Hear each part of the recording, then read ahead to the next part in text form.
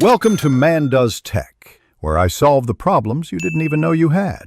You begin by closing Ryzen Master and stopping its background tasks so files aren't locked. Once done, make a system restore point and record any BIOS or frequency profiles you adjusted with the app. That lets you revert changes.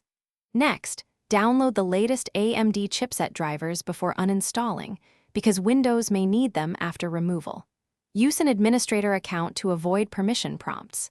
This sets a safe baseline. Now proceed to remove the program cleanly. You go to Settings, Apps, and select Ryzen Master to uninstall. Follow the built-in prompts and allow a reboot when asked.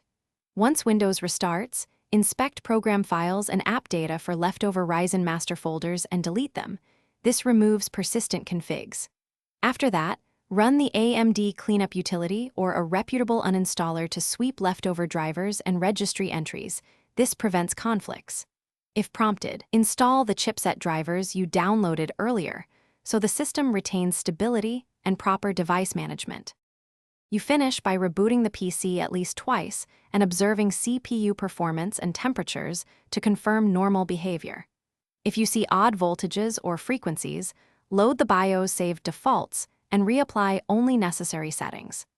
Check Device Manager for flagged devices and reinstall the AMD chipset driver if anything appears missing. If instability persists, use the system restore point you created, or reinstall Ryzen Master briefly to revert settings, then uninstall again properly. This one troubleshooting tip usually resolves most post-removal issues. Thanks for watching. If you found this helpful, don't forget to like and subscribe.